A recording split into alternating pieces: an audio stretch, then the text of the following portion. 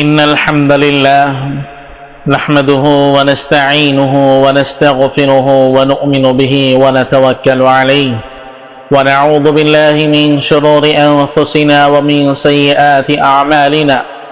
من يهده الله فلا مضل له ومن يضلله فلا هادي له ونشهد أن لا إله إلا الله وحده لا شريك له ونشهد أن سيدنا وسندنا ونبينا ومولانا محمدا عبده ورسوله أما بعد قال الله تبارك وتعالى في القرآن المجيد والفرقان الحميد أعوذ بالله من الشيطان الرجيم بسم الله الرحمن الرحيم الذي خلق الموت والحياة ليبلوكم أيكم أحسن عملا صدق الله العظيم وصدق رسوله النبي الكريم ونحن على ذلك من الشاهدين والشاكرين والحمد لله رب العالمين اللهم صل على محمد وعلى آل محمد كما صليت على إبراهيم وعلى آل إبراهيم إنك حميد مجيد اللهم بارك على محمد وعلى آل محمد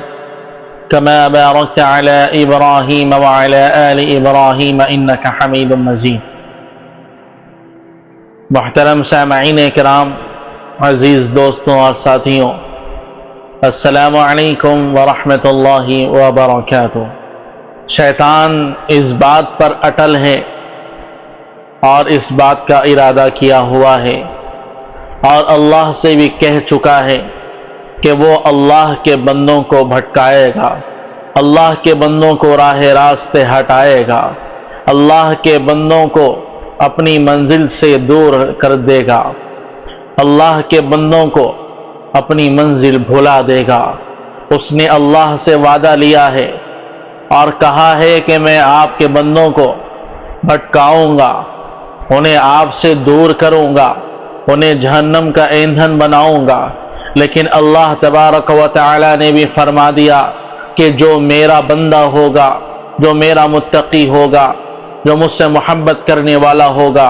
وہ مجھ سے ہی محبت کرے گا، وہ میرے ہی راستے پر چلے گا اور وہ میری ہی اتباع اور اطاعت کرے گا۔ شیطان اس بات کی کوشش کرتا ہے اور اس کام کی کوشش کرتا ہے کہ وہ آپ کو نمازوں سے دور کر دے، وہ آپ کو قرآن سے دور کر دے، وہ آپ کو اسلام سے دور کر دے، وہ آپ کو دنیا کی رنگینیوں میں ڈبولے، وہ آپ کو اس دنیا کی رونقوں کو دکھا کر دھوکے میں ڈال دے۔ وہی شیطان کا کام ہے اور اس کا ساتھ دینے والا ہمارا نفس ہے۔ یہ دونوں مل کر ہم تمام مخلوقات کو، انسانی مخلوقات کو،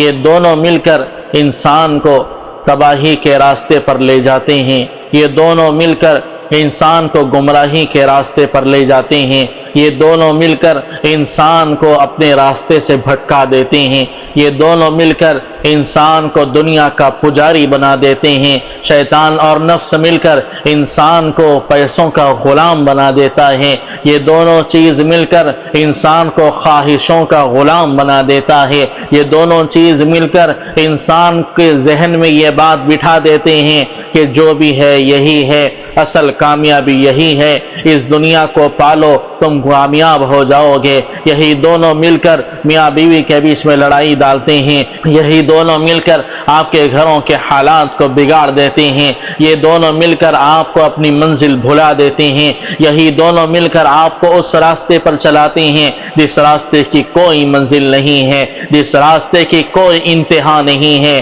محترم سامعین کرام، ہمارا اللہ اتنا پیارا ہے، ہمارا اللہ اتنا دلارا ہے، ہمارا اللہ ہم سے اتنا پیار کرتا ہے، ہمارا اللہ ہم سے اتنی محبت کرتا ہے، وہ اپنے بندوں سے اتنا عشق کرتا ہے کہ وہ اپنے گناہگار بندوں کے گناہوں کو چھپائے رکھتا ہے اور ہمارے گناہوں پر ستاری کی چادر ڈال کر رکھتا ہے۔ محترم سامعین کرام، آپ اپنے دل پر ہاتھ رکھ کر میرے اس سوال کا جواب دینا کہ اگر اللہ کی رحمت نہ ہوتی، اللہ کی محبت نہ ہوتی، اللہ کی یہ رحمت کی چادر نہ ہوتی تو اگر ہمارے گناہ لوگوں کے سامنے اگر عیاں ہو جاتے، جو گناہ ہم انگیلے کمرے میں بیٹھ کر کرتے ہیں، جو گناہ ہم رات کی تاریکی میں کرتے ہیں، جو گناہ ہم اپنی ان آنکھوں سے کرتے ہیں، جو گناہ ہم اپنے کانوں سے کرتے ہیں، جو گناہ ہم ان ہاتھوں سے کرتے ہیں، جو گناہ ہم ان پاؤں سے کرتے ہیں، اگر اللہ کی رحمت کی چادر نہ ہوتی، اللہ کی محبت نہ ہوتی،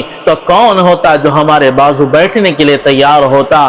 محترم سامعین کرام، شکر ادا کرنا ہو تو اس اللہ کا کرو جس نے آپ کے گناہوں پر اپنی رحمت کی چادر ڈالا ہوا ہے اور آپ کے پوشیدہ گناہوں کو چھپائے رکھا ہے، آپ کے وہ اعمال کو چھپائے رکھا ہے جو لوگوں کے سامنے اگر آ جائیں آپ کی عزت نیلام ہو جائے۔ محترم سامعین، وہ اللہ ہم سے بے انتہا پیار کرتا ہے، وہ اللہ ہم سے بے انتہا محبت کرتا ہے، وہ اللہ اپنے بندوں سے بے پناہ محبت کرتا ہے۔ محترم سامعین کرام، اللہ نے ایک سے پیار کیا ہے اور اسے اپنا محبوب بنایا ہے، اسے اپنا خلیل بنایا ہے، اسے اپنا پیارا بنایا ہے، اسے اپنا دلارا بنایا ہے، اسے اپنا دل کا ٹکڑا بنایا ہے۔ محترم سامعین کرام، وہ اللہ نے ایک سے محبت کی اور اسے محمد بنایا اور اسے احمد بنایا، اور وہ کوئی اور نہیں، ہم سب کے پیارے آقا جناب محمد رسول اللہ صلی اللہ علیہ وسلم کی ذات کریمی ہیں، جسے اللہ تعالیٰ بے انتہا پیار کرتا ہے، جس کو سارے عالم کے لیے رحمت للعالمین بنا کر بھیجا گیا ہے۔ محترم سامعین کرام، شیطان ایک طرف محنت کر رہا ہے تاکہ آپ کو سلاتا رہے، آپ کو نمازوں سے دور کرتا رہے۔ شیطان ایک طرف محنت کر رہا ہے تاکہ وہ آپ کو کاروبار میں مصروف رکھے اور نمازوں سے دور کرتا جائے۔ شیطان اس کام میں مصروف ہے کہ وہ آپ کو آپس میں لڑا دے اور وہ نیکیوں سے آپ کو دور کر دے۔ شیطان اس کام پر مصروف ہے کہ وہ آپ کے گھروں میں لڑائی کو لگا کر آپ کی نسلوں کو تباہ کرنے کے لیے تیار ہے۔ محترم سامعین، یہی وہ شیطان ہے، یہی وہ مردود ہے جو ہمیں گناہوں کی طرف لے جاتا ہے، یہی وہ شیطان مردود ہے جو ہمیں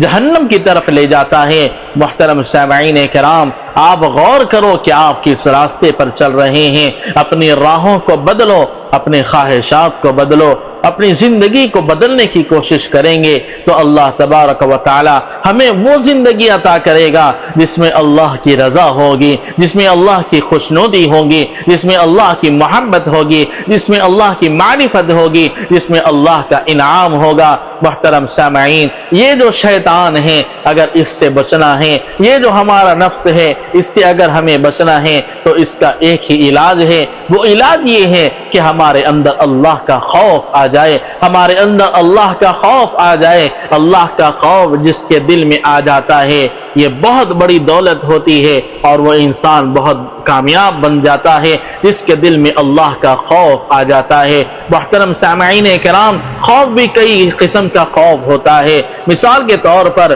ایک ہوتا ہے انسان کا خوف، یعنی اگر کوئی بچہ اس سے کوئی غلطی ہو جاتی ہے تو وہ اس بات پر ڈرتا ہے کہ اس کے ماں باپ اسے غصہ کریں گے، اس کے ماں باپ اسے ماریں گے۔ یہ ہوتا ہے انسان کا خوف۔ یعنی اب آپ اور ایک مثال کے طور پر میں آپ کو یہ بات عرض کرتا چلوں کہ اگر کوئی ملازم دکان میں کام کر رہا ہے اور اس سے کوئی غلطی ہو جاتی ہے تو اس سے ایک ڈر پیدا ہوتا ہے، اس سے ایک خوف پیدا ہوتا ہے کہ میرا سیٹ مجھے غصہ کرے گا، میرا سیٹ مجھے نوکری سے نکال دے گا۔ ایسے طرح طرح کے جو انسانوں کے ڈر ہوتے ہیں اسے انسانی ڈر کہا جاتا ہے۔ ہم انسان کے ڈر سے اپنے کاموں کو سدھار لیتے ہیں۔ محترم سامعین، اگر اللہ کا ڈر ہمارے اندر آ جائے گا تو ہمارے اعمال بھی سدھر جائیں گے، ہماری زندگی بھی سنور جائے گی۔ تو ہمیں چاہیے کہ ہم اپنے دل میں اللہ کے خوف کو پیدا کریں۔ محترم سامعین اکرام، یہ تو ایک خوف ہو گیا بندوں کا، اور دوسرا جو خوف ہوتا ہے وہ اللہ سے خوف ہوتا ہے، وہ نیک بندوں کا خوف ہوتا ہے، وہ نیکی کرتے بھی ہیں اور اللہ سے ڈرتے بھی ہیں، اس لیے کہ وہ یہ عرض کرتے ہیں کہ اے اللہ، ہم نے عبادت تو کی ہے لیکن ہمیں پتہ نہیں ہے کہ ہماری عبادتیں کیسی ہیں، ہماری عبادتوں کی کوالٹی بہت لو ہے۔ وہ نیکی بھی کرتے ہیں اور اللہ سے بھی ڈرتے ہیں۔ اگر آپ کو یہ بات سمجھ نہ ہو تو حضرت عمر رضی اللہ عنہ کا وہ وقت یاد کریے جب حضرت عمر رضی اللہ عنہ اس دنیا سے رخصت ہو رہے تھے تو اور وہ بے ساختہ رو رہے تھے، تو حضرت علی نے پوچھا کہ اے عمر کیوں رو رہے ہو، کیا موت سے ڈر لگ رہا ہے؟ تو عمر کا جواب سنیے، عمر نے فرمایا تھا کہ اے علی نہیں، موت سے ڈر نہیں لگ رہا ہے، موت کے بعد آنے والے حالات سے ڈر لگ رہا ہے کہ میرا کیا حال ہوگا، میرے ساتھ کیا معاملہ کیا جائے گا۔ تو حضرت علی نے جواب دیا کہ اے عمر پریشان نہ ہو، گھبراؤ نہیں، میں نے حضور صلی اللہ علیہ وسلم سے کہتے ہوئے سنا ہے کہ جنت کے بڑے لوگوں کے جو سردار ہوں گے وہ ابو بکر ہوں گے اور عمر ہوں گے، وہ ابو بکر ہوں گے اور عمر ہوں گے۔ تو حضرت عمر نے فرمایا کہ اے علی کیا تم قیامت کے دن بھی اس بات کی گواہی دو گے؟ تو حضرت علی نے فرمایا کہ میں بھی گواہی دوں گا اور میرے بچے حسن اور حسین بھی اس بات کی گواہی دیں گے۔ تو محترم سامعین کرام، یہ جو ڈر ہے اللہ کا، وہ آج ہمارے دلوں سے رخصت ہو چکا ہے۔ ہمیں اللہ کا خوف نہیں رہا، ہمیں اللہ کا ڈر نہیں رہا، ہم اللہ کے عذابوں سے ڈر نہیں رہے۔ محترم سامعین کرام، آپ تاریخ اٹھا کر دیکھیے، وہ قوم عاد کے عذاب کو دیکھیے، وہ قوم سمود کے عذاب کو دیکھیے، وہ قوم لوط کے عذاب کو دیکھیے کہ اللہ نے ان پر کیسے کیسے عذاب نازل فرمائے، لیکن ہم پر عذاب اس لیے نہیں آ رہا ہے کیونکہ محمد عربی صلی اللہ علیہ وسلم کی دعائیں حائل آ چکی ہیں اور وہ عذاب کو روک رہی ہیں۔ محترم سامعین اکرام، ابھی بھی وقت ہے، اگر ہم ابھی بھی توبہ نہ کریں، اگر ہم ابھی بھی اپنے راستے کو تبدیل نہ کریں تو پھر اللہ تبارک و تعالی آپ کے اوپر ایسے ظالموں کو بٹھائے گا کہ آپ کو نیست اور نابود کر دے گا، اور پھر اللہ تبارک و تعالی ایک نئی نسل کو پیدا کرے گا جس سے اپنے دین کا کام لے گا۔ ایک بات کو یاد رکھنا کہ اللہ تبارک و تعالی ہم بندوں کا محتاج نہیں ہے، ہم اگر نہ بھی ہوتے تو اللہ کی مشیت میں کوئی کمی نہیں آتی، اللہ کے نظام میں کوئی کمی نہ آتی۔ اللہ تبارک و تعالی ہمیں زندگی بھی دیتا ہے، ہمیں روزی بھی دیتا ہے، ہمیں حیات بھی دیتا ہے، ہمیں موت بھی دیتا ہے، ہمیں دنیا میں آزادی بھی دیتا ہے تاکہ وہ آپ کو دیکھ سکیں کہ آپ کیسے اعمال کرتے ہو۔ پھر اللہ تبارک و تعالی اس کے بدلے میں جنت بھی آپ ہی کو دیتا ہے، تو اس میں اللہ کا کوئی فائدہ نہیں ہے۔ اس بات کو یاد رکھنا کہ اللہ بے نیاز ہے،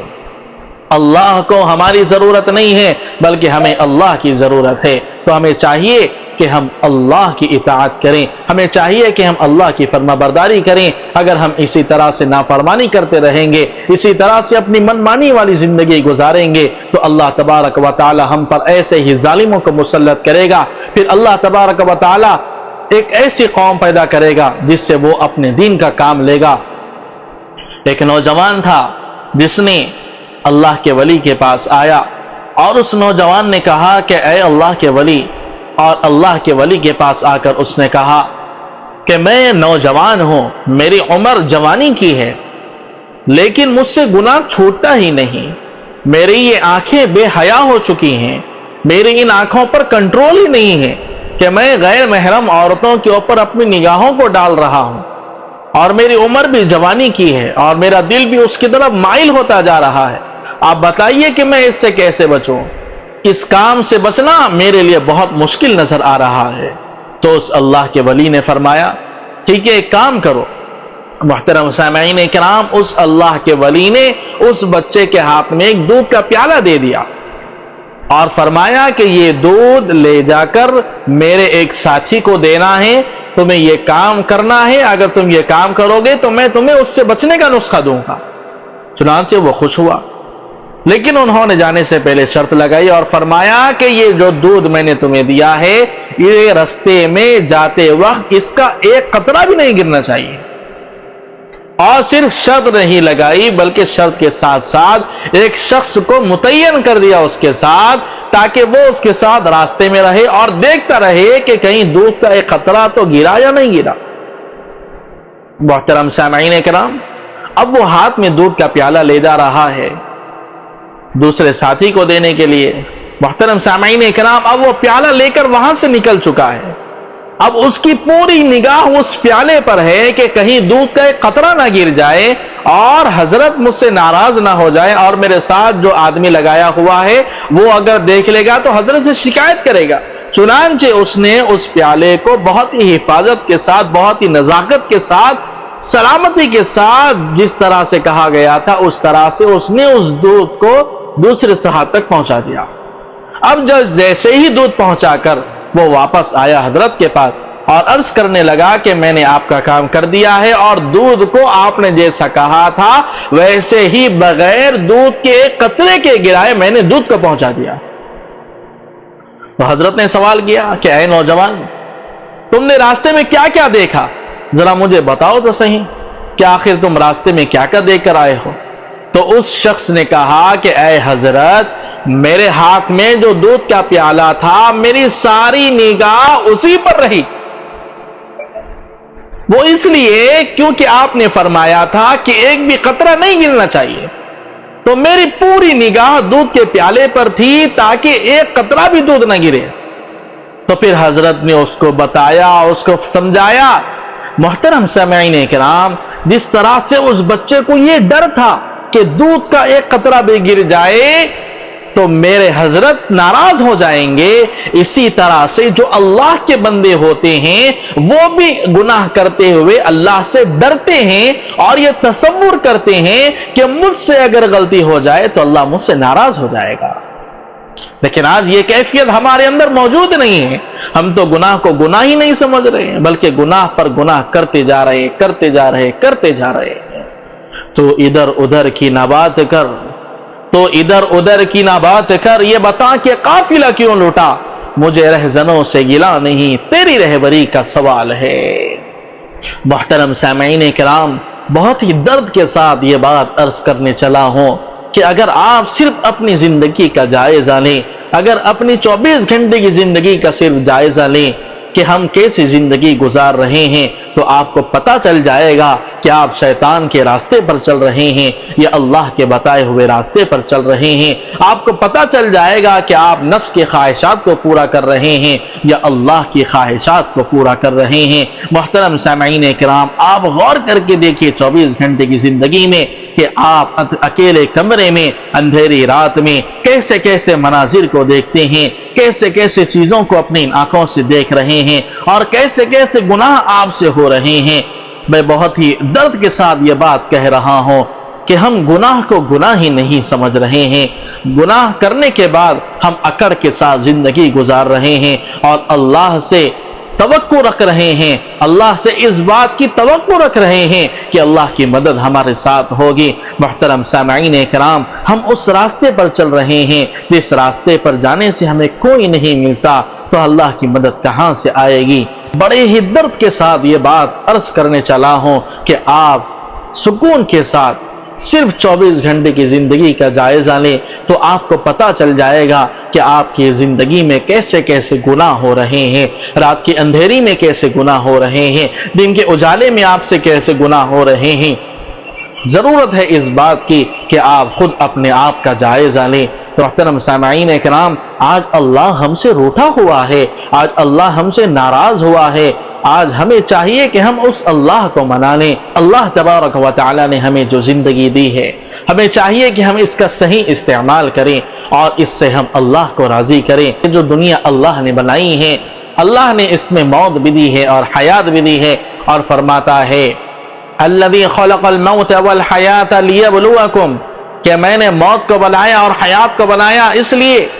لیبلوکم، تاکہ میں تمہیں دیکھوں ایکم احسن عملا، تم میں سے اچھا عمل کون کرتا ہے۔ تو محترم سامعین کرام، اللہ یہ دیکھ رہا ہے کہ آپ میں سے کون ہے جو اچھا عمل کر کے اللہ کے پاس حاضر ہوگا۔ آپ بخوبی جانتے ہیں کہ آپ سے کیسے کیسے گناہ ہو رہے ہیں، ہم تمام سے کیسے گناہ ہو رہے ہیں۔ ہمیں چاہیے کہ ہم ان گناہوں سے باز آ جائیں، ہمیں چاہیے کہ ہم ان گناہوں سے توبہ کر لیں، ان گناہوں کو ترک کر دیں اور نیکوکاری والی زندگی گزارنے کا ارادہ کریں۔ ہمیں چاہیے کہ ہم اللہ کے متقی بن جائیں، ہمیں چاہیے کہ ہم اللہ کے پرہیزگار بندے بن جائیں، ہمیں چاہیے کہ ہم اللہ کے پیارے بندے بن جائیں۔ محترم سامعین کرام، آج ہمارے پاس 24 گھنٹے میں سے اللہ کو دینے کے لیے ذرا سا وقت نہیں ہے. ہمارے پاس تو درود پڑھنے کے لیے بھی وقت نہیں ہے. وہ آقا انعامدار جناب محمد رسول اللہ صلی اللہ علیہ وسلم جو اپنی امت سے بے انتہا پیار کیا کرتے تھے، آج ہمارے پاس ان پر درود پڑھنے کے لیے ذرا سا وقت نہیں ہے. ایک ماں اپنی اولاد کے لیے روتی ہے تو کتنے سال روئے گی. محترم سامعین، اگر نبی کو دیکھنا ہو تو دیکھو، وہ اپنی امت کی خاطر 23 سال تک روتے رہے، 23 سال تک اپنی امت کی خاطر روتے رہے. ایسے نبی کو چھوڑ کر، ایسے محمد کو چھوڑ کر، ایسے پیارے آقا صلی اللہ علیہ وسلم کو چھوڑ کر تم کسے اپنا آئیڈیل بنا رہے ہو؟ محترم سامعین، آ جاؤ میرے نبی کی غلامی میں، آ جاؤ میرے نبی کے عشق میں، آ جاؤ میرے نبی کی سنتوں کو سجا لو. اگر آج ہم نبی کی سنتوں کو نہیں سجائیں گے، اگر آج ہم نبی کی سنتوں کو اپنی زندگی میں نہیں لائیں گے، اگر آج ہم نمازوں کی پابندی نہیں کریں گے، اگر آج ہم مسجدوں کو آباد نہیں کریں گے، اگر آج ہم قرآن کو زندہ نہیں کریں گے، محترم سامعین، وہ دن دور نہیں ہے کہ ہمارے اذانوں کو بند کر دیا جائے گا، ہمیں نماز پڑھنے پر روک لگا دی جائے گی. محترم سامعین، ابھی وقت ہے کہ ہم لوٹ جائیں اللہ کی طرف، توبہ کر لے اللہ سے اور اپنی مسجدوں کو آباد کریں، قرآن کی تلاوتوں کو آباد کریں. جو قرآن آیا تھا ہمارے دلوں کو زندہ کرنے کے لیے، آج وہ قرآن مردوں پر پڑھا جا رہا ہے. کسی کا انتقال ہوتا ہے تو پڑھا جا رہا ہے. نہیں نہیں، یہ قرآن تو دلوں کو زندہ کرنے کے لیے آیا تھا، یہ قرآن تو گھروں کو آباد کرنے کے لیے آیا تھا، یہ قرآن تو آپ کی دل کی دنیا کو آباد کرنے آیا تھا، یہ قرآن تو سارے دنیا میں روشنی پھیلانے کے لیے آیا تھا. آج نبی کی امت کا تقریباً طبقہ اس قرآن کو چھوڑ چکا ہے، جس کی وجہ سے نور ہماری زندگیوں سے رخصت ہو چکا ہے. اللہ تبارک و تعالی نے ہمیں زبان دی تھی قرآن کی تلاوت کرنے کے لیے، لیکن آج ہم اسی زبان سے گانے گا رہے ہیں، آج ہم اسی زبان سے گالیاں دے رہے ہیں. اللہ نے ہمیں یہ کان دیے تھے تاکہ ہم قرآن کو سن سکیں، لیکن آج ہم اسی کانوں سے گانوں کو سن رہے ہیں. اللہ نے ہمیں ہاتھ دیے تھے تاکہ ہم محنت کر سکیں، غریبوں کے ساتھ غریبوں کی مدد کر سکیں، یتیموں کی مدد کر سکیں، لیکن آج ہم اسی ہاتھوں سے ظلم کر رہے ہیں، اپنے سے چھوٹے والوں پر ظلم کر رہے ہیں اور غریبوں کا مال کھا رہے ہیں، یتیموں کو تکلیف دی جا رہی ہے. اللہ نے یہ پاؤں دیے تھے تاکہ ہم مسجد کی طرف جا سکیں اور اللہ کی عبادت کر سکیں، لیکن آج ہم ان پاؤں سے تھیٹروں کی طرف جا رہے ہیں، ایسے ایسے اڈوں پر جا رہے ہیں جس کو کہنے میں بھی شرم آتی ہے. اللہ تبارک و تعالی نے ہمیں یہ نعمتیں دی تھیں، لیکن ہم آج ہر چیز کا غلط استعمال کر رہے ہیں، ہر چیز کا ہم غلط استعمال کر رہے ہیں اور اس اللہ کو ناراض کر رہے ہیں. محترم سامعین کرام، ابھی دیر نہیں ہوئی ہے، ہمیں چاہیے کہ ہم اللہ سے توبہ کریں، ہمیں چاہیے کہ ہم اس بات کا عزم کریں کہ ہم نبی کے عاشق بن جائیں گے، ہمیں چاہیے کہ ہم اس بات کا عزم کریں کہ ہم نبی کے عاشق بن جائیں گے، نبی کے غلام بن کر زندگی گزاریں گے، نبی کی سنتوں کو اپنی زندگی میں لائیں گے، نبی کو اپنا آئیڈیل بنائیں گے، انہیں اپنا نمونہ بنائیں گے، نبی کی زندگی کو ہم فالو کریں گے، نبی کی سیرت کو اپنی زندگی میں لائیں گے، نبی کے بتائے ہوئے راستے پر ہم چلیں گے اور ان پر درود اور سلام پیش کریں گے اور اللہ کو راضی کریں گے. دو جہاں کے سردار کے صدقے میں ہم اللہ کو راضی کریں گے. اگر ہم توبہ کر لیں اور اس اللہ کو راضی کر لیں اور اپنے پیارے آقا کو راضی کر لیں تو دنیا کی کوئی طاقت ایسی نہیں ہے کہ آپ کو نیست اور نابود کر سکے. تم راضی کرو اللہ کو، تم راضی کرو اپنے محبوب کو، تم اپنا مشن لے کر چلو اپنے نبی کو راضی کرنے کا، تم ایک مشن لے کر چلو اللہ کو راضی کرنے کا. پھر دنیا کی کوئی طاقت نہیں ہے جو تمہیں نیست اور نابود کر سکتی ہے، پھر دنیا کی کوئی طاقت نہیں ہے جو تمہیں اپنے قدموں میں گرا سکتی ہے. اللہ تعالیٰ سے میں دعا کرتا ہوں کہ اللہ تبارک و تعالیٰ ہمیں نبی کا سچا عاشق بنائے اور اللہ کے خوف کو اپنے دل میں حاضر اور ناظر رکھنے کی توفیق عطا فرمائے. آمین یا رب العالمین. وآخر دعوانا ان الحمد للہ رب العالمین.